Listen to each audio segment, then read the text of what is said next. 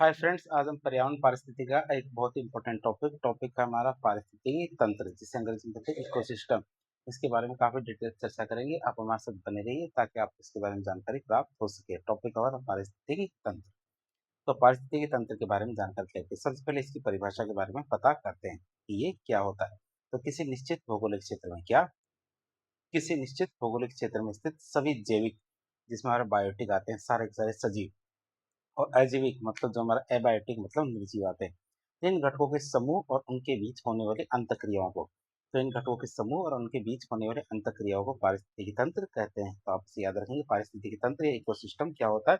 किसी निश्चित भौगोलिक क्षेत्र में स्थित सभी जैविक और अजैविक घटकों के समूह और उनके बीच होने वाले अंतक्रियाओं को हमारे पारिस्थितिकी तंत्र कहते हैं। बात करें इससे जुड़े हुए कौन कौन से महत्वपूर्ण तथ्य हैं, उनकी बात करें। इसमें आता है सबसे पहले एजी टेंसले की बात करें तो उन्होंने 1935 में सबसे पहले पारिस्थितिकी तंत्र मतलब इकोसिस्टम शब्द दिया था। आपसे याद रखिए, एजी टेंसले ने 1935 में सबसे पहले पारिस्थितिकी तंत्र या इकोसिस्टम शब्द दिया था। फिर ईपी ओडम की बात करें तो इन्होंने पारिस्थितिकी का जनक कहा जाता है। आप इसे याद रखेंगे, इन्हें क्या पारिस्थितिकी तंत्र में पारिस्थितिकी का जनक माना जाता है। आप इसे याद रखेंगे, इकोसिस्टम इकोलॉजी का जनक माना जाता है। इसे ईपी ओडम को आप इसे याद रखिए। बात करें ओडम की, तो ओडम के अनुसार पारिस्थितिकी तंत्र पर्यावरण की सबसे छोटी या पारिस्थितिकी तंत्र का पर्यावरण की सबसे छोटी संरचनात्मक और क्रियात्मक इकाई होती है, मतलब स्ट्रक्चरल एंड फंक्शनल यूनिट होती है। आप इसे याद रखेंगे। तो आप इसे ये भी याद रखेंगे, इकोसिस्टम इकोलॉजी का जनक कहा जाता है। इकोसिस्टम या फिर इकोलॉजी का जनक कहा जाता है किसे, ईपी ओडम को। आकार की बात करें, एक पारिस्थितिकी तंत्र पानी की एक छोटी सी बूंद जितना छोटा भी हो सकता है, तो एक विशाल महासागर जितना भी बड़ा हो सकता है। आप इसे भी याद रखेंगे, पारिस्थितिकी तंत्र छोटा भी हो सकता है और बड़ा भी। छोटा भी कितना, एक पानी की छोटी बूंद जितना, और बड़ा कितना हो सकता है, महासागर जितना बड़ा भी हो सकता है। बात करें पारिस्थितिकी तंत्र कितने प्रकार के होता है। पारिस्थितिकी तंत्र के प्रकार की बात करें तो पारिस्थितिकी तंत्र को मुख्य रूप से दो भागों में बांटा जाता है। एक तो पारिस्थितिकी तंत्र प्राकृतिक होता है और एक होता है हमारी कृत्रिम। प्राकृतिक की बात करें जिसे नेचर मेड कहते हैं, इसमें एक होता है हमारे स्थलीय, एक होता है हमारे जलीय। स्थलीय की बात करें तो स्थलीय में हमारे जंगल, रेगिस्तान, घास के मैदान मतलब फॉरेस्ट, डेजर्ट, ग्रासलैंड ये शामिल होते हैं।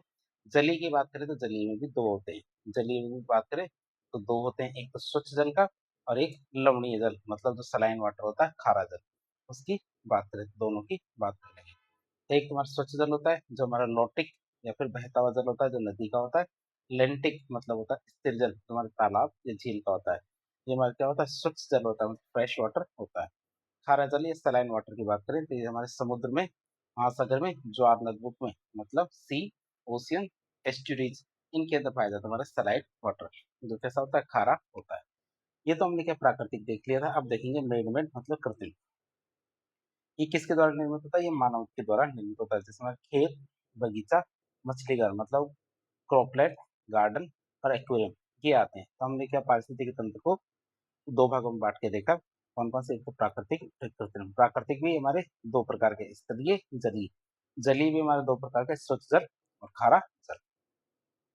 अब हम देखेंगे पारिस्थितिकी तंत्र के घटक मतलब कंपोनेंट ऑफ इकोसिस्टम। तो पारिस्थितिकी तंत्र मुख्य रूप से दो घटकों से मिलकर बना है। कितने, दो घटकों से मिलकर बना हुआ है। एक तो तुम्हारा अजैविक घटक और एक होता है हमारा जैविक घटक। अजैविक घटक मतलब एबायोटिक कंपोनेंट। तो ये वो पारिस्थितिकी तंत्र के हिस्से होते हैं। बात करें, ये पारिस्थितिकी तंत्र के निर्जीव हिस्से होते हैं। कैसे, निर्जीव हिस्से होते हैं जो जीवों के विकास और अस्तित्व को प्रभावित करते हैं। ये क्या होते हैं, हमारे पारिस्थितिकी तंत्र के निर्जीव हिस्से होते हैं जो जीवों के विकास और अस्तित्व को प्रभावित करते हैं। जैसे कुछ होते हैं हमारे भौतिक कारक, जैसे तापमान, ऊष्मा प्रवाह, प्रकाश मतलब विकिरण, गुरुत्वाकर्षण, स्थलाकृति मतलब टोपोग्राफी। ये हमारे क्या भौतिक कारक कहलाते हैं। जैसे तापमान, ऊष्मा प्रवाह, प्रकाश मतलब विकिरण, गुरुत्वाकर्षण, स्थलाकृति, ये सब हमारे क्या भौतिक कारक कहलाते हैं। अब बात करेंगे हमारे अकार्बनिक और कार्बनिक पदार्थ। क्या हमारे बात करें कार्बनिक और अकार्बनिक पदार्थ की बात करें तो पानी, वायुमंडलीय गैसें, हवा, मिट्टी, भूगर्भिक आधार मतलब जियोलॉजिक सबस्ट्रेटम, ये सब हमारे क्या कार्बनिक और अकार्बनिक पदार्थ कहलाएंगे। तो हमने अजैविक घटकों के बारे में देख लिया। अब बात आता है हमारे किसकी, जैविक घटकों, जिससे बायोटिक कंपोनेंट कहते हैं। तो बायोटिक कंपोनेंट की बात करें, इसमें क्या होता है, इसमें हमारे सारे के सारे सजीव, जिसमें जीव जंतु, पेड़ पौधे, सूक्ष्म जीव सबको शामिल किया जाता है। इसमें हम सभी सजीवों को शामिल करते हैं। सभी जीव भोजन के लिए परस्पर संबंधित होते हैं। एक जीव दूसरे जीव पर हमारा भोजन के लिए आश्रित होता है। भोजन के रूप में ऊर्जा का एक जीव से दूसरे जीव में होने वाला ये जो प्रवाह है, ये क्या कहलाता है हमारे पोषक गतिक अवधारणा, जो ट्रॉपिक डायनेमिक कॉन्सेप्ट कहलाता है। आप इसे याद रखिए कि भोजन के रूप में ऊर्जा का एक जीव से दूसरे जीव में होने वाला ये प्रवाह है, ये क्या कहलाता है, पोषण गतिक अवधारणा कहलाती है। इकोलॉजिकल इकोलॉजिस्ट जो हमारे रेमंड लिंडमैन है, इनके अनुसार था ये कौन सा, पोषण गतिक अवधारणा। किसके अनुसार, हमारे रेमंड लिंडमैन के अनुसार। बात करेंगे किसकी, जैविक घटकों का विस्तृत वर्गीकरण देखेंगे। किसकी, जैविक घटकों का वर्गीकरण देखेंगे। तो जैविक घटकों को भोजन प्राप्त करने के तरीके के आधार पर क्या, जैविक घटकों को भोजन प्राप्त करने के तरीकों के आधार पर मुख्य रूप से 3 श्रेणियों में बांटा जाता है। कौन-कौन सी श्रेणियाँ हैं? एक तो होते हैं हमारे उत्पादक, एक तो क्या होते हैं, उत्पादक होते हैं, दूसरे होते हैं उपभोक्ता और तीसरे होते हैं हमारे कौन से, हमारे अपघटक। तो आप इसे याद रखेंगे, 3 है कौन-कौन से, पहला तो हमारा उत्पादक। तो उत्पादक की बात करते हैं, उत्पादक को हम प्रोड्यूसर कहते हैं। और उत्पादक की बात करें तो उत्पादक में सबसे पहले आता है स्वपोषी, मतलब जो अपना खाना खुद बनाते हैं, मतलब जिन्हें ऑटोट्रॉफ्स कहते हैं और ये अपना खाना स्वयं बनाते हैं। इनमें मुख्य रूप से हरे पादपों को शामिल किया जाता है। स्वपोषी में किसको शामिल करते हैं, हरे पादपों को या हरे पौधों को शामिल किया जाता है। बात करें इनके कार्य की, ये प्रकाश संश्लेषण की क्रिया के द्वारा, किसके द्वारा, प्रकाश संश्लेषण या फोटोसिंथेसिस की क्रिया के द्वारा सूर्य की प्रकाश ऊर्जा को रासायनिक ऊर्जा में बदल देते हैं। क्या करते हैं, सूर्य की प्रकाश ऊर्जा को रासायनिक ऊर्जा में बदल देते हैं। पारिस्थितिकी तंत्र में ऊर्जा का एकमात्र प्राथमिक स्रोत कौन है, सूर्य। आप इसे याद रखें, पारिस्थितिकी तंत्र में ऊर्जा का एकमात्र प्राथमिक स्रोत हमारे सूर्य। फिर बात करें हमारे रसायन संश्लेषण, जिसे कीमोसिंथेसिस कहते हैं। तो कुछ जीवाणु जैसे हमारे सल्फर बैक्टीरिया, ये क्या करते हैं, रसायनों का संश्लेषण करके ऊर्जा प्राप्त करते हैं। क्या करते हैं, रसायनों का संश्लेषण करके ऊर्जा प्राप्त करते हैं। और इन्हें भी क्या उत्पादक ही माना जाएगा, क्यों, क्योंकि कर तो उत्पादन ही रहे हैं। तो हमने प्रोड्यूसर या उत्पादक के बारे में देख लिया। अब आता है हमारा उपभोक्ता, जिसे कंज्यूमर्स कहते हैं। तो बात करें इसके अंदर आते हैं हमारे परपोषी, जिसे हेटरोट्रॉप्स कहते हैं। और ये अपना भोजन स्वयं नहीं बनाते हैं। जो परपोषी होते हैं, हेटरोट्रॉप्स होते हैं, ये क्या है, अपना भोजन स्वयं नहीं बनाते। ये प्रत्यक्ष या अप्रत्यक्ष रूप से उत्पादक मतलब पौधों पर ही निर्भर रहते हैं। चाहे प्रत्यक्ष रूप से हो चाहे अप्रत्यक्ष रूप से, किस पर निर्भर रहते हैं, हमारे उत्पादकों मतलब पौधों पर ही निर्भर रहते हैं। और इन्हें क्या कहते हैं, हमारे द्वितीयक उत्पादक भी कहते हैं। क्या कहते हैं इन्हें, द्वितीयक उत्पादक भी कहते हैं। क्यों, क्योंकि ये अपने शरीर में नए कार्बनिक पदार्थों का निर्माण करते हैं। अपने शरीर में किसका, नए नए कार्बनिक पदार्थों का निर्माण करते हैं। जैसे गाय का दूध का निर्माण, गाय के द्वारा किसका, दूध का निर्माण, मधुमक्खी के द्वारा शहद का निर्माण किया जाता है, जो अन्य जीवों का भोजन बनता है। तो इसलिए इन्हें द्वितीयक उत्पादक भी कहते हैं। बात करें उपभोक्ताओं की, कंज्यूमर्स की, तो इन्हें मुख्य रूप से 2 भागों में बाँटा जाता है। जो उपभोक्ता होते हैं, इनको क्या 2 भागों में बाँटा जाता है। एक तो तुम्हारे कौन से, गुरु उपभोक्ता और एक होता है लघु उपभोक्ता। गुरु उपभोक्ता मतलब मैक्रो कंज्यूमर्स, जिसे होलोज़ोइक भी कहते हैं। ये जीव के भोजन को निगलते हैं और पाचन शरीर के भीतर करते हैं। भोजन को तो निगल जाएँगे, फिर उसके बाद क्या करेंगे, पाचन कहाँ करेंगे, शरीर के भीतर करेंगे। इनके अंदर आते हैं हमारे कौन से, प्राथमिक उपभोक्ता, प्राइमरी कंज्यूमर्स। तो ये कैसे होते हैं, ये पूरी तरह से शाकाहारी होते हैं और सीधे पौधों को खाते हैं। क्या खाते हैं, सीधे पौधों को खाते हैं। और ये पादप पदार्थों को जंतु पदार्थों में बदलते हैं। ये क्या करते हैं, पादप पदार्थों को जंतु पदार्थों में बदलने का काम करते हैं। इसलिए इन्हें कुंजी उद्योग जंतु कहते हैं, की इंडस्ट्री एनिमल्स कहते हैं। जैसे हमारी गाय है, खरगोश है, हिरण है, टिड्डा है, ये सब क्या करते हैं, हमारे पादप पदार्थों को जंतु पदार्थों में बदलने का काम करते हैं। इन्हें प्राइमरी कंज्यूमर्स कहते हैं। सेकेंडरी कंज्यूमर से द्वितीय उपभोक्ता की बात करें, ये क्या होते हैं, मांसाहारी होते हैं। ये क्या होते हैं, मांसाहारी होते हैं, जो हमारे प्राथमिक उपभोक्ताओं को मतलब शाकाहारियों का शिकार करते हैं। जैसे हमारा भेड़िया है, लोमड़ी है, कुत्ता है, बिल्ली है, मेंढक है, ये क्या करते हैं, हमारे प्राथमिक उपभोक्ताओं का शिकार करते हैं। बात करें इनमें हमारे कीटभक्षी पौधे भी शामिल किए जाते हैं। क्या, हमारे कीटभक्षी पौधे भी शामिल किए जाते हैं। जैसे कीटभक्षी पौधे कौन कौन से हो सकते हैं, जैसे हमारे कौन कौन से होते हैं, घटपर्णी, जिन्हें पिक्चर प्लांट कहते हैं, या फिर निपेंथिस भी कहा जाता है। तो ये हमारा एक है। दूसरा वीनस फ्लाईट्रेप या फिर डायोनिया, डायोनिया मतलब जिसके 2 फलक होते हैं, तो ये हमारा वीनस फ्लाईट्रेप है। तीसरा हमारा कौन सा, ड्रोसेरा या फिर सैंड्यू, ड्रोसेरा या सैंड्यू। एक होता है हमारा यूट्रिकुलेरिया। तो इस तरह के हमारे क्या कीट पक्षी पादप होते हैं। इनको उत्पादक के साथ साथ द्वितीय उपभोक्ता भी माना जाता है। क्या, इनको उत्पादक भी माना जाता है, साथ ही साथ हमारे द्वितीय उपभोक्ता भी माना जाता है। क्यों, क्योंकि नाइट्रोजन की कमी को पूरा करने के लिए कीड़ों का भक्षण करते हैं। तो ये हमारे क्या पिक्चर प्लांट है, घट पादप है। ये तो हमारे घट पादप है। ये हमारे क्या डायोनिया है। क्या, ये हमारा डायोनिया है। और ये हमारे क्या सैंड्यू है। ये क्या हमारे सैंड्यू है, आप इसे याद रखें। ये तीनों के तीनों हमारा क्या है, कीट भक्षी पादप है। इसमें क्या होता है, जैसे कोई कीट है, वो कीट यहाँ पे आके बैठ जाता है, ये अपना ढक्कन है ना, ये वाला ढक्कन इसको बंद कर लेता है और हीट इसके अंदर गिर जाता है और मर जाता है। मरने से इसका जो नाइट्रोजन थी ये हमें किसको मिल जाती है, पौधों को। वैसे हमारी डायनिया है, डायनिया में ये खुला हुआ रहता है और जैसे कोई कीट इसके बीच में आके बैठता है तो ये अपने दोनों पलकों को बंद कर लेता है, जिससे उसकी मृत्यु हो जाती है और हमारी मृत्यु होने के बाद उसका नाइट्रोजन पौधों को मिल जाता है। तो इसी तरह हमारे जो कीटवक्षी पादप है ये उपयोग करते हैं। तो तीसरा आता है हमारा कौन सा, शीर्षस्थ या तृतीय उपभोक्ता। तो शीर्षस्थ तृतीय उपभोक्ता टर्शरी कंज्यूमर्स की बात करें तो ये वे मांसाहारी या सर्वाहारी जीव होते हैं जो अन्य जीवों को मारकर खाते हैं, लेकिन प्रकृति में इन्हें कोई और जानवर को मार के नहीं खाता। जैसे हमारा शेर होता है, बाघ होता है, मोर, बाज, मनुष्य, ये तो सबको खा लेते हैं लेकिन इनको कोई भी नहीं खाता, इसलिए इन्हें शीर्षस्थ या फिर तृतीय उपभोक्ता कहेंगे। ये तो हमने गुरु उपभोक्ता देख लिया। गुरु उपभोक्ता मतलब जो हमारे जो मैक्रो कंज्यूमर्स है। अब देखेंगे माइक्रो कंज्यूमर्स, मतलब अपघटक, जो लघु उपभोक्ता है जिन्हें अपघटक भी कहते हैं, उनकी बात करें तो इनकी बात करें परिभाषा की तो वे सूक्ष्मजीव जो मृत पौधों या जानवरों की, वे सूक्ष्मजीव जो हमारे मृत पौधों और जानवरों के जटिल कार्बनिक पदार्थों को सड़ा गला करके क्या करते हैं, जटिल कार्बनिक पदार्थों को सड़ा गला करके मतलब अपघटन करके सरल कार्बनिक तत्वों में बदल देते हैं। क्या करते हैं, सड़ा गला करके सरल अकार्बनिक तत्वों में बदल देते हैं। वो हमारे क्या लघु उपभोक्ता या अपघटक कहलाते हैं। बात करें कैसे काम करते हैं, तो अपने शरीर से बाहर एंजाइम स्रावित करते हैं। ये क्या करते हैं, अपने शरीर से बाहर एंजाइम स्रावित करते हैं और पदार्थों का अपघटन करके उन्हें मिट्टी में मिला देते हैं, जिससे क्या होता है, पोषक तत्वों का पुनर्चक्रण मतलब रिसाइक्लिंग हो जाती है। जिससे क्या होता है, पोषक तत्वों का पुनर्चक्रण या फिर रिसाइक्लिंग हो जाती है। बात करें इनकी तो इन्हें और किन किन नामों से जाना जाता है, तो इन्हें मृतोपजीव मतलब सेप्रोफाइट्स, रिड्यूसर, ट्रांसफॉर्मर, ऑस्मोट्रॉप्स, ये सब कहा जाता है कि इन्हें हमारे लघु उपभोक्ता या अपघटकों को, जिन्हें माइक्रो कंज्यूमर या डिकम्पोजर्स भी कहते हैं। जैसे हमारे कौन होते हैं, जीवाणु मतलब बैक्टीरिया, कवक मतलब फंजाई। तो इस तरह हमारे लघु उपभोक्ता के बारे में देखा। तो दो तरह के उपभोक्ता थे, एक तो लघु उपभोक्ता और एक गुरु। फिर अपराधारी की बात करें, डेट्रेटिव्स की, तो अपराधारी की बात करें तो जैसे हमारा केंचुआ होता है, अर्थवर्म, ये क्या और मिट्टी में रहने वाले कुछ अन्य जीव, ये जैसे हमारे निमेटोड और ऑर्थोपोड। तो केंचुआ और मिट्टी में रहने वाले कुछ अन्य जीव क्या करते हैं, मृत कार्बनिक कूड़े कचरे को निगल कर खाते हैं। क्या करते हैं, मृत जो कार्बनिक कूड़ा कचरा होता है, डिट्रैक्ट्स होता है, उसको निगल कर खाते हैं और अपघटन में सहायता करते हैं।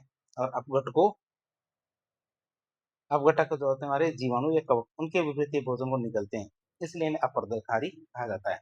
तो मतलब अपघटक होते हैं जैसे जीवाणु, कवक, इनके विपरीत ये क्या करते हैं, भोजन को निगलते हैं, इसलिए इन्हें क्या कहते हैं, अपरधारी, एडिटेटिव्स कहा जाता है। अब देखेंगे पारिस्थितिकी तंत्र के पोषण चरण। क्या पारिस्थितिकी तंत्र में कौन कौन से पोषण चरण या ट्रॉपिक्स लेवल होते हैं, वैसे तो आपको थोड़ा थोड़ा तो पता ही होगा। तो इसमें आता है हमारा ऊर्जा प्रवाह के आधार पर जीवों का क्रम कैसे होता है। सबसे पहले नंबर पे होता है हमारा प्रथम पोषण स्तर, जिसे ट्रॉपिक लेवल 1 कहते हैं। इसमें आते हैं हमारे उत्पादक मतलब हरे पौधे। फिर आता है द्वितीय पोषक स्तर, जिसमें हमारे क्या आते हैं, प्राथमिक उपभोक्ता या फिर हमारे शाकाहारी आते हैं। तृतीय पोषण स्तर की बात करें, इसमें आते हैं हमारे द्वितीय उपभोक्ता, जिसमें हमारे छोटे मांसाहारी जीव आते हैं। चौथा आता है हमारे पास चतुर्थ या सर्वोच्च पोषण स्तर, जिसमें हमारे क्या शीर्ष उपभोक्ता मतलब सर्वाहारी मतलब बड़े मांसाहारी जीव आते हैं। तो इस तरह पारिस्थितिक तंत्र में पोषण स्तर देखे जो कितने होते हैं, नॉर्मली 4 होते हैं। अब हम देखेंगे सबसे बड़ा कॉन्सेप्ट, कॉन्सेप्ट क्या, हमारे खाद्य श्रृंखला जिसे फूड चेन कहते हैं। फूड चेन क्या होती है, तो पारिस्थितिक तंत्र में सभी जीव अपने भोजन और ऊर्जा की आवश्यकता के लिए, तो सभी जीव क्या अपने भोजन और ऊर्जा की आवश्यकता के लिए एक दूसरे पर आश्रित रहते हैं। इसमें पारिस्थितिक तंत्र में जब जीवों को इस परस्पर निर्भरता जैसे भोजन लेने और देने इसके आधार पे एक क्रमिक श्रृंखला में व्यवस्थित किया जाता है, तो उसे क्या कहते हैं, खाद्य श्रृंखला कहते हैं। तो हमारे जब जीवों को इन जो हमारी इस परस्पर निर्भरता होती है इसके आधार पर एक क्रमिक श्रृंखला में व्यवस्थित किया जाए तो उसे क्या कहेंगे, खाद्य श्रृंखला कहेंगे। हमने वैसे तो पोषण स्तर के बारे में पहले देख लिया था, एक बार वापस देख लेते हैं, क्यों, क्योंकि खाद्य श्रृंखला देखने। तो खाद्य श्रृंखला में ऊर्जा का प्रवाह विभिन्न चरणों से होकर होता है, जिन्हें पोषण स्तर कहते हैं। बात करें पोषण स्तरों की, सबसे नंबर 1 पे होता है हमारा T1 प्रथम पोषण स्तर, जिसमें हमारे उत्पादक मतलब हरे पौधे आते हैं। दूसरे स्तर पे होते हैं हमारे द्वितीय पोषक स्तर, जो होते हैं हमारे कौन, प्राथमिक उपभोक्ता, प्राइमरी कंज्यूमर्स, ये कौन होते हैं, शाकाहारी होते हैं। तीसरे स्थान पे होते हैं हमारे कौन, तृतीय पोषक स्तर, जो हमारे कौन से होते हैं, द्वितीय उपभोक्ता मतलब छोटे मांसाहारी जीव। फिर आता है T4 या T5, ये चतुर्थ पंचम पोषक स्तर कहलाएंगे, जो शीर्षस्थ उपभोक्ता होते हैं, जिन्हें टॉप कंज्यूमर्स कहते हैं। और ये कौन से होते हैं? हमारे बड़े मांसाहारी जीव होते हैं। खास बात देखिए, तो अत्यधिक जटिल पारिस्थितिकी तंत्र में अधिकतम 5 ही पोषण स्तर पाए जाते हैं। जो बहुत ज़्यादा जटिल हो पारिस्थितिकी तंत्र, उसमें अधिकतम कितने 5 पोषण स्तर पाए जाते हैं, आप इसे याद रखेंगे। नहीं तो नॉर्मली 4 ही होते हैं। छोटी खाद्य श्रृंखला में अधिक ऊर्जा उपलब्ध होती है। आप इसे याद रखें, जितनी छोटी खाद्य श्रृंखला होगी, उसमें उतनी ही ज़्यादा ऊर्जा उपलब्ध होगी। क्यों? क्योंकि ऊर्जा का ह्रास कम चरणों में होता है। जितना कम चरण होंगे, ऊर्जा का ह्रास उतना ही कम होगा। अपघटकों मतलब डिकम्पोजर्स मतलब जीवाणु कवक, इनको सामान्यतः क्या खाद्य श्रृंखला के पोषण स्तरों में शामिल नहीं किया जाता। किसको? अपघटकों को या डिकम्पोजर्स को। ये जैसे हमारे जीवाणु कवक होते हैं, इनको क्या खाद्य श्रृंखला के पोषण स्तरों में शामिल नहीं किया जाता। अब हम देखेंगे खाद्य श्रृंखला के प्रकार। खाद्य श्रृंखला कितने प्रकार की होती है? पहली होती है हमारी कौन सी? चरने वाली खाद्य श्रृंखला, ग्रेजिंग फूड चेन, जिसे जीएफसी कहते हैं। तो ये क्या करते हैं? सूर्य के प्रकाश और हरे पौधों मतलब उत्पादकों से शुरू होती है। इसमें हमारे उत्पादक से शीर्ष उपभोक्ता की ओर जाने पे क्या उत्पादक से शीर्ष उपभोक्ता की ओर जाने पर सामान्यतः जीवों की संख्या कम होती जाती है और उनका शारीरिक आकार भी बढ़ता जाता है। शारीरिक आकार बढ़ता जाता है, जीवों की संख्या कम होती जाती है। जैसे हम एक जंगल का उदाहरण देखें या फिर स्थल का उदाहरण देखें, तो सबसे निचले लेवल पे होती है हमारी घास। घास को कौन खाता है? टिड्डा। टिड्डे को कौन खाता है? मेंढक। मेंढक कौन खाता है? सांप। और सांप को कौन खाता है? बाज। तो ये हमारी चढ़ने वाली खाद्य श्रृंखला है, जिसमें हमारे जंगल और स्थल का उदाहरण देखा। जैसे जलीय खाद्य श्रृंखला का उदाहरण देखें हमारे, इसमें आते हैं जैसे फाइटोप्लैंक्टन मतलब पादप प्लवक, उनको कौन खाते हैं? जू प्लैंक्टन मतलब जंतु प्लवक। जू प्लवक या जंतु प्लवकों की बात करें, तो इनको कौन खाती है? हमारी छोटी मछलियां। छोटी मछलियों को कौन खाती है? बड़ी मछलियां या शार्क खाती है। तो ये जलीय खाद्य श्रृंखला का उदाहरण। चित्र में हम देखें कि जैसे घास है, घास को कौन खाता है? टिड्डा। टिड्डे को मेंढक। मेंढक को सांप और सांप को बाज खा रहा है। उसी प्रकार हमारे जलीय खाद्य श्रृंखला के देखें तो ये हमारे पादप प्लवक है। इनको कौन खाते हैं? हमारे जंतु प्लवक। जंतु प्लवक को छोटी मछलियां। छोटी मछलियों को हमारी बड़ी मछलियां खाती हैं। और ऊर्जा का प्रभाव हमारे छोटे जीवों से बड़े जीवों की तरफ होता है। तो हमने खाद्य श्रृंखला के बारे में देख लिया। दूसरी हमारी होती है कौन सी? परजीवी खाद्य श्रृंखला। कौन सी? परजीवी खाद्य श्रृंखला या पैरासाइट फूड चेन की बात करें, तो इसमें क्या है? इसमें हमारे उत्पादक मतलब वृक्ष के से शीर्ष उपभोक्ता की तरफ बढ़ने पर क्या हमारे उत्पादक से शीर्ष उपभोक्ता की ओर बढ़ने पर जीवों की संख्या बढ़ती जाती है। इन्हें परजीवी खाद्य श्रृंखला कहते हैं। और उनका शारीरिक आकार घटता जाता है।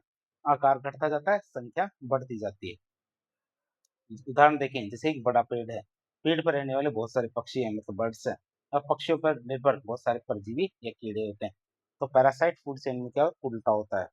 पैरासाइट फूड चेन में क्या होता है? उल्टा होता है, संख्या बढ़ती जाती है और आकार छोटा होता जाता है।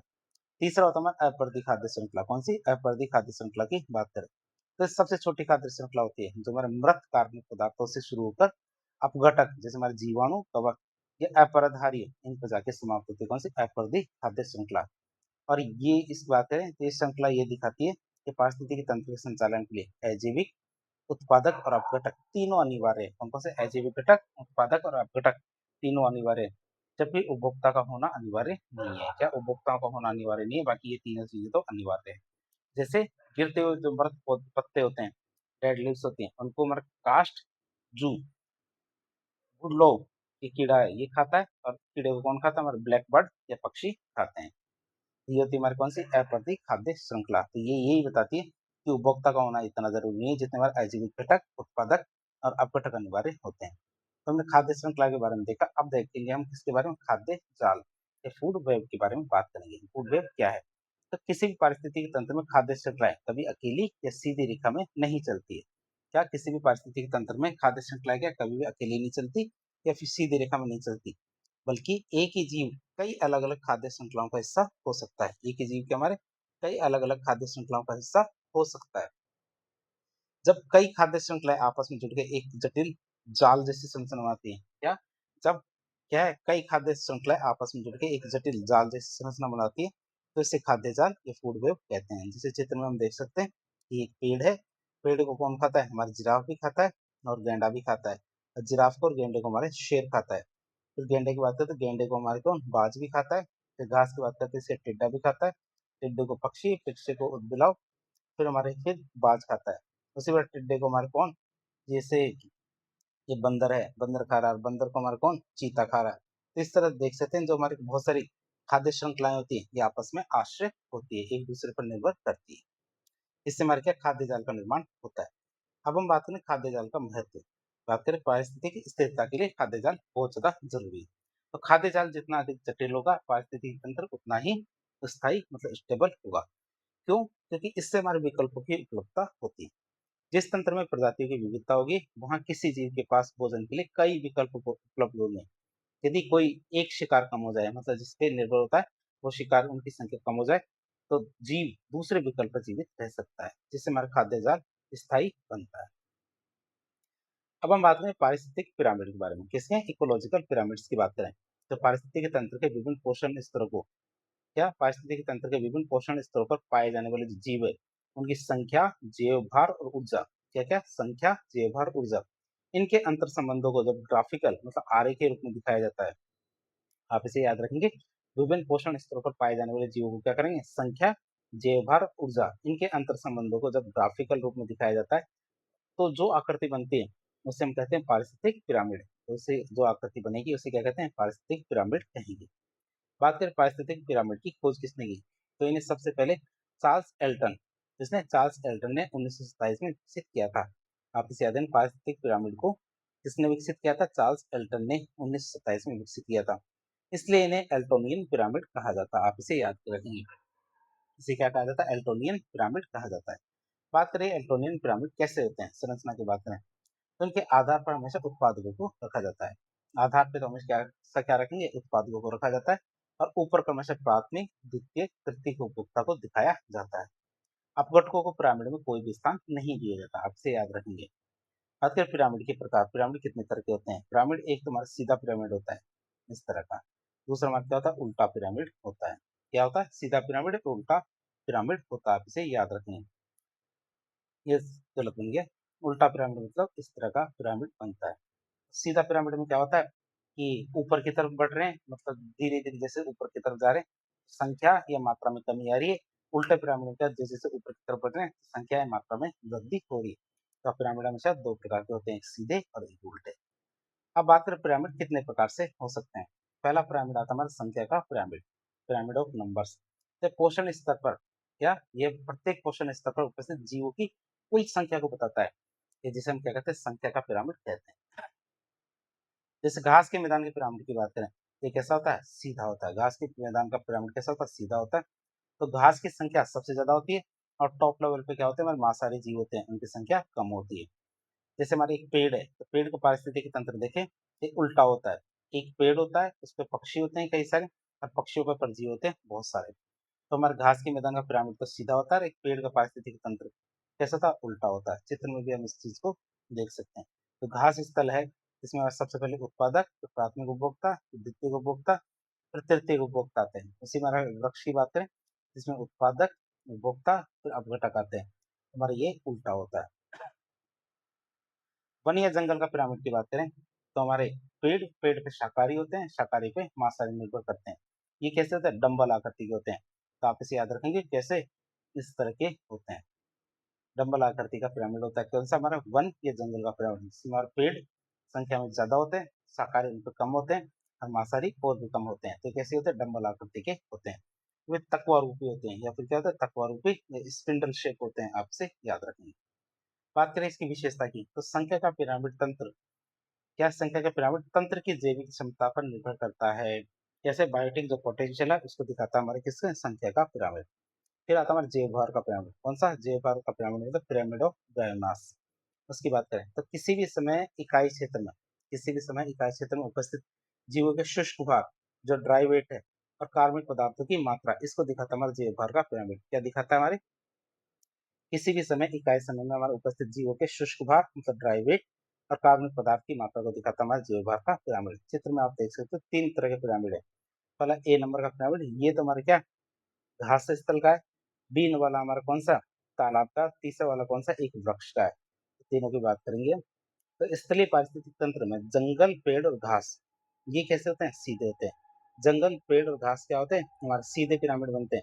और जलीय पारिस्थितिक तंत्र में हमारे क्या, तालाब, झील और समुद्र, इसका कैसा बनता है? उल्टा बनता है। आप इसे याद रखेंगे। जलीय वाला तो उल्टा बनता है, और जो हमारे सीधे कौन कौन से बनते हैं? जंगल, पेड़ और घास वाले सीधे बनते हैं। जैव भार का पिरामिड। बात करें इसका कारण क्या है, कारणों की बात करें तो पादप लोगों का भार, जैव भार बहुत कम होता है, जबकि छोटी और बड़ी मछलियों का संयुक्त जैवभार इनसे कहीं अधिक होता है। फिर आता है हमारा कौन सा, ऊर्जा का पिरामिड। ऊर्जा के पिरामिड की बात करें तो यह प्रत्येक पोषण स्तर पर, ये क्या, प्रत्येक पोषण स्तर पर ऊर्जा की मात्रा या प्रवाह को दिखाता है कौन, ऊर्जा का पिरामिड। और ये कैसा होता है, हमेशा सीधा होता है। ऊर्जा का पिरामिड हमेशा सीधा होता है, क्यों, क्योंकि उत्पादक से उपभोक्ता की ओर जाने पे, इससे उत्पादक से उपभोक्ता की तरफ जाने पर लगातार ऊर्जा घटती रहती है। इसमें आता है हमारे लिंडमैन का नियम। लिंडमैन का 10% ऊर्जा का नियम की बात करें, लिंडमैन 10% लो। तो रेमंड लिंडमैन के अनुसार देखें तो एक पोषण स्तर से अगले पोषण स्तर में केवल 10% ऊर्जा ही स्थानांतरित होती है। एक पोषण स्तर से दूसरे में जाएंगे तो केवल कितनी, 10% ऊर्जा ही स्थानांतरित होती है। और शेष जो 90% ऊर्जा है, जीव अपने श्वसन, वृद्धि और उपापचय मेटाबॉलिक क्रियाएं होती हैं उनमें ऊष्मा के रूप में नष्ट कर देते हैं या फिर खर्च कर देते हैं। और ऊर्जा के पिरामिड की उत्पादकता को प्रदर्शित करता है। क्या ऊर्जा के पिरामिड क्या करते हैं, तंत्र की उत्पादकता मतलब प्रोडक्टिविटी को प्रदर्शित करते हैं। इस चित्र में देखें तो सूर्य 100% ऊर्जा दे रहा है किसको, पेड़ पौधों को। फिर उनको टिड्डे खा रहे हैं तो 10% ही रह जाएगी। फिर मेंढक खा रहे हैं तो मेंढक में हमारे, मेंढक टिड्डों को खा रहे हैं तो मेंढक के पास केवल 1% ही रह जाएगी कुल की। तो हमारे जो आखिरी आता है, जैसे सांप आता है तो सांप के पास 0.1% ही रह जाएगी। तो हर स्तर पे हमारे क्या 90% ऊर्जा खत्म हो जाती है और अगले स्तर पर केवल 10% ऊर्जा ही जाती है। बात करें पारिस्थितिक उत्पादकता की, इसकी पारिस्थितिक उत्पादकता इकोलॉजिकल प्रोडक्टिविटी की बात करें तो इकाई समय में इकाई क्षेत्रफल के द्वारा, क्या इकाई समय में इकाई क्षेत्रफल के द्वारा संश्लेषित या संग्रहित किए गए जैव भार या ऊर्जा की मात्रा को उत्पादकता कहते हैं। आप इसे याद रखेंगे, इकाई समय में इकाई क्षेत्रफल के द्वारा संश्लेषित या फिर संग्रहित किए गए जैव भार या ऊर्जा की मात्रा को हम क्या बोलते हैं, उत्पादकता कहते हैं। और इसे किसमें मापा जाता है, ग्राम प्रति मीटर स्क्वायर प्रति ईयर। तो इसमें मापा जाता है हमारे पारिस्थितिक उत्पादकता को। बात करें पहली प्राथमिक उत्पादकता, तो हरे पौधों मगर उत्पादकों के द्वारा प्रकाश संश्लेषण के द्वारा प्रकाश ऊर्जा को रासायनिक ऊर्जा में बदलने की दर, ये हमारी प्राथमिक उत्पादकता कहलाती है। क्या, हरे पौधों जैसे हमारे उत्पादकों के द्वारा प्रकाश संश्लेषण के द्वारा प्रकाश ऊर्जा को रासायनिक ऊर्जा में बदलने की जो दर होती है वही हमारी प्राथमिक उत्पादकता कहलाती है। इसमें और पहले आती है सकल प्राथमिक उत्पादकता। या सकल प्राथमिक उत्पादकता की बात करें, जैसे ग्रोस प्राइमरी प्रोडक्टिविटी कहते हैं, जिसे जीपीवी कहेंगे। तो प्रकाश संश्लेषण की क्रिया के द्वारा, क्या, प्रकाश संश्लेषण की क्रिया के द्वारा पादपों द्वारा उत्पन्न कुल कार्बनिक पदार्थ या जैव भार की मात्रा हमारी क्या कहलाती है, हमारे सकल प्राथमिक उत्पादकता कहलाती है। फिर आती है हमारी शुद्ध प्राथमिक उत्पादकता या शुद्ध प्राथमिक उत्पादकता, जिसे एनपीपी कहते हैं। तो पौधों के द्वारा कुल निर्मित ऊर्जा जो जीपीपी होती है उनमें से उनकी जो अपनी श्वसन प्रक्रिया में खर्च हुई ऊर्जा को घटाने के बाद जो शेष बचता है उसे शुद्ध प्राथमिक ऊर्जा कहते हैं। तो शुद्ध प्राथमिक उत्पादकता किसे कहेंगे, पौधों के द्वारा कुल जो निर्मित ऊर्जा होती है जीपीपी, जो अभी हमने देखा था, उनमें से उनकी अपनी श्वसन प्रक्रिया मतलब रेस्पिरेशन में खर्च हुई जो ऊर्जा है उसको घटाने के बाद जो बचती है, जो हम शुद्ध प्राथमिक उत्पादकता कहते हैं। तो एनपीपी क्या होता है, हमारे जीपीपी में से आर घटाएंगे तो एनपीपी आ जाएगा। और यही वह ऊर्जा या जैव भार होता है जो प्राथमिक उपभोक्ताओं शाकाहारियों को भोजन के रूप में उपलब्ध होता है। जो प्राथमिक उपभोक्ता होते हैं शाकाहारी, उनको भोजन के रूप में उपलब्ध होता है। फिर आते हैं हमारे कौन से, द्वितीयक उत्पादकता। कौन सी, द्वितीयक उत्पादकता की बात करें तो उपभोक्ताओं जैसे हमारे शाकाहारी और मांसाहारी जीव उनके द्वारा अपने शरीर के ऊतकों में, क्या, शाकाहारी और मांसाहारी जीवों के द्वारा क्या अपने शरीर के ऊतकों में नए नए कार्बनिक पदार्थों का निर्माण और संश्लेषण की दर को, क्या, नए नए जो कार्बनिक पदार्थों का संश्लेषण और निर्माण किया जाता है तो उसको दर को हमारे क्या बोलते हैं, द्वितीयक उत्पादकता कहते हैं। अब बात करेंगे उत्पादकता से जुड़े हुए कौन कौन से ऐसे तथ्य जो परीक्षा में आते रहते हैं उनकी बात करें तो सर्वाधिक उत्पादकता वाले क्षेत्र कौन से हैं उनकी बात करें। स्थल की बात करें तो प्रति इकाई क्षेत्र में उष्णकटिबंधीय वर्षा वन होते हैं, जैसे दलदली क्षेत्र होते हैं, नदियों के मुहाने होते हैं। इनकी प्राथमिक उत्पादकता विश्व में सबसे ज्यादा होती है। कौन कौन से, ट्रॉपिकल रेन फॉरेस्ट, स्टैम्प्स या मार्शेज, एस्चुरीज, ये क्या होते हैं, हमारी प्राथमिक उत्पादकता विश्व में इनमें सबसे ज्यादा होती है। जलीय की बात करें तो समुद्र में सबसे अधिक उत्पादकता कोरल भित्ति मतलब कोरल रीफ की होती है। आपसे याद रखेंगे कहाँ, कोरल रीफ की होती है। न्यूनतम उत्पादकता वाले क्षेत्र की बात करें, किसकी, न्यूनतम उत्पादकता वाले क्षेत्र की बात करें तो ध्रुवीय प्रदेश जो हमारे पोलर रीजन है, रेगिस्तान मतलब डेजर्ट्स है, खुले महासागर मतलब ओपन ओशियंस है, गहरी झील की उत्पादकता सबसे कम होती है। तो न्यूनतम उत्पादकता की बात करें तो ध्रुवीय प्रदेशों की, रेगिस्तान, खुले महासागर और गहरी झील, इनकी उत्पादकता सबसे कम होती है। सीमा कारक की बात करें, किसकी, सीमा कारक मतलब लिमिटिंग फैक्टर्स की बात करें, किसकी, लिमिटिंग फैक्टर्स की बात करें तो समुद्र जलीय तंत्र में, क्या समुद्र जलीय तंत्र में उत्पादकता के लिए नाइट्रोजन मुख्य सीमाकारी कारक है? क्या नाइट्रोजन क्या हमारे मुख्य सीमाकारी कारक है? झीलों और मीठे पानी के तंत्र में फास्फोरस मुख्य सीमाकारी कारक होता है। तो हमारे समुद्री जलीय तंत्र में उत्पादकता के लिए नाइट्रोजन मुख्य सीमाकारी कारक है, और झीलों और मीठे पानी के तंत्र में हमारे फास्फोरस मुख्य सीमाकारी कारक है। अब हम देखेंगे पारिस्थितिक दक्षता के बारे में, इकोलॉजिकल एफिशिएंसी के बारे में बात करेंगे। ये है क्या? कि किसी पारिस्थितिक तंत्र में एक पोषण स्तर जो ट्रॉपिक लेवल से उसके अगले मतलब उच्च पोषण स्तर में ऊर्जा के स्थानांतरित होने की प्रतिशत की मात्रा, या एक पोषण स्तर से अगले पोषण स्तर में ऊर्जा के स्थानांतरित होने की प्रतिशत की मात्रा है, उसको हमारे पारिस्थितिक दक्षता कहते हैं। और रेमंड लिंडमैन के अनुसार देखें तो औसत कितनी होती है? 10% होती है। ये औसतन कितनी होती है? 10% होती है। बात करती है पारिस्थितिक दक्षता के सूत्र की। तो कैसे निकाला जाता है? बात करें इसकी, इसमें वर्तमान पोषण स्तर की ऊर्जा में पूर्व पोषण की ऊर्जा का भाग लगा देते हैं। कि वर्तमान पोषण स्तर की ऊर्जा में हमारे पूर्व पोषण की स्तर की ऊर्जा का भाग लगा देते हैं, और 100 से गुणा करें तो हमारे क्या आता है? हमारे पारिस्थितिक दक्षता आती है। ये इसका फॉर्मूला है। फिर कई बार पूछ लिया जाता है आपसे पारिस्थितिक जो निकेत है, ये निकेत जिसे कहते हैं, ये क्या होता है? बात करें इसकी परिभाषा की, किसी भी समुदाय या पारिस्थितिक तंत्र में, कि किसी भी समुदाय या पारिस्थितिक तंत्र में किसी प्रजाति की जो विशिष्ट क्रियात्मक भूमिका होती है, क्या होती है? जो विशिष्ट क्रियात्मक भूमिका होती है उसे उसका निकेत या निके कहते हैं। सरल शब्दों में देखें तो निके क्या होता है? किसी प्रजाति का क्रियात्मक पता मतलब फंक्शनल एड्रेस, या फिर उसका व्यवसाय या पेशा होता है, कि वह जीव पर्यावरण में क्या करता है, क्या खाता है, कैसे रहता है, यही उसका पारिस्थितिक निके कहलाता है। बात करें निके की क्या क्या विशेषता होती है, इसकी निके की कौन कौन सी विशेषता होती है, इनकी बात करें। तो विशेषताओं की बात करें हम तो सबसे पहले खोज किसने की? तो खोज की बात करें, निके शब्द का सबसे पहले प्रयोग हमारे जोसेफ ग्रीनेल ने किया था। किसने? जोसेफ ग्रीनेल ने इसका सबसे पहले प्रयोग किया था। और ये किसी प्रजाति के जीवित रहने, स्वस्थ रहने और प्रजनन करने के लिए, ये किसी प्रजाति के जीवित रहने, स्वस्थ रहने और प्रजनन करने के लिए आवश्यक सभी जैविक, भौतिक और रासायनिक कारकों का कुल योग होता है। ये क्या होता है? हमारे सभी जैविक, भौतिक और रासायनिक कारकों का कुल योग होता है। तो किसी प्रजाति के जीवित रहने, स्वस्थ रहने और प्रजनन करने के लिए महत्वपूर्ण नियम की बात करें जिसे गॉस का नियम कहते हैं, तो प्रत्येक प्रजाति का निके बिल्कुल अलग होता है। हर प्रजाति का निके अलग अलग होता है, और किन्हीं भी दो अलग अलग जातियों का निके कभी भी पूर्णतः समान नहीं हो सकता। यदि दो प्रजातियों का निके एक समान होगा तो उनमें कड़ी प्रतिस्पर्धा होगी, और इससे क्या होगा? एक प्रजाति नष्ट हो जाएगी। फिर बात करें जैव विविधता और वन्य जीव संरक्षण में निके की समझ बहुत ही महत्वपूर्ण भूमिका निभाती है। तो क्या खाता है, क्या पीता है और उसकी क्या भूमिका है। बात करें निके के प्रकार, निके कितने प्रकार के होते हैं?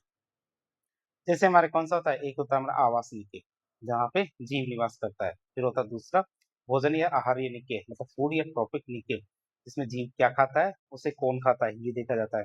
प्रजनन निके की बात है, रिप्रोडक्टिव निके की, तो जीव कब और कैसे प्रजनन करता है।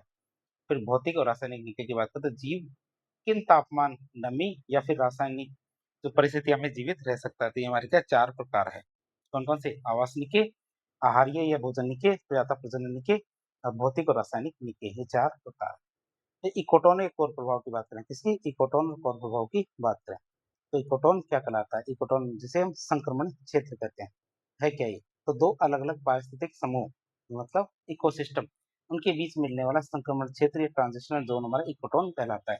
इकोटोन क्या होता है? हमारे दो अलग अलग पारिस्थितिक समुदायों या फिर इकोसिस्टम के बीच का मिलने वाला जो संक्रमण क्षेत्र ट्रांजिशनल जोन होता है, उसे हम क्या बोलते हैं? इकोटोन कहते हैं। जैसे जैसे हमारे जंगल और घास के मैदान के बीच का क्षेत्र क्या जंगल और घास के मैदान के बीच का क्षेत्र, या फिर नदी या समुद्र के मिलने का स्थान जिसे एस्चुरिय ज्वार नदी कहते हैं, तो ये हमारे क्या इकोटोन कहलाता है, मतलब संक्रमण क्षेत्र कहलाता है।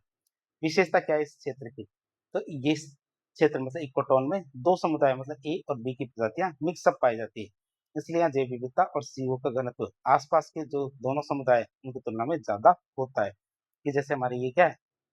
स्थलीय पारिस्थितिकी तंत्र है, ये जलीय पारिस्थितिकी तंत्र है, लेकिन ये हमारा क्या संक्रमण क्षेत्र है, ये क्या हमारा संक्रमण क्षेत्र है, और यहाँ की जैव विविधता सबसे ज्यादा पाई जाती है। अब बात करें एज इफेक्ट की, जैसे किनारा प्रभाव कहते हैं। तो एज इफेक्ट की बात करें, ये क्या है? तो इसकी परिभाषा क्या है? तो किसी इकोटोन या संक्रमण क्षेत्र या किसी समुदाय के बिल्कुल किनारे पर, या किसी इकोटोन मतलब संक्रमण क्षेत्र या फिर किसी समुदाय के बिल्कुल किनारे पर कुछ ऐसी प्रजातियां पाई जाती हैं। क्या होती है? कुछ ऐसी विशेष प्रजातियां पाई जाती है जो मुख्य जंगल या मैदान के बीच में नहीं मिलती है, और इस परिघटना को एज इफेक्ट कहते हैं। जो प्रजातियां इन किनारों पर मुख्य रूप से पाई जाती है या फिर किनारों पर रहना पसंद करती है, उन्हें कोर प्रजातियां एज स्पीसीज कहते हैं, जैसे हमारे जंगल के किनारों पर मिलने वाले कुछ विशेष पक्षी। इस तरह आज एक लेक्चर के जरिए हमने पारिस्थितिकी का एक बहुत ही इंपॉर्टेंट टॉपिक देखा। इस प्रकार के इंफॉर्मेटिव वीडियो देखने के लिए हमारे चैनल से जुड़े। वीडियो यदि पसंद आता तो वीडियो को लाइक करें, चैनल को सब्सक्राइब करें, अपने दोस्तों के साथ शेयर करें। धन्यवाद।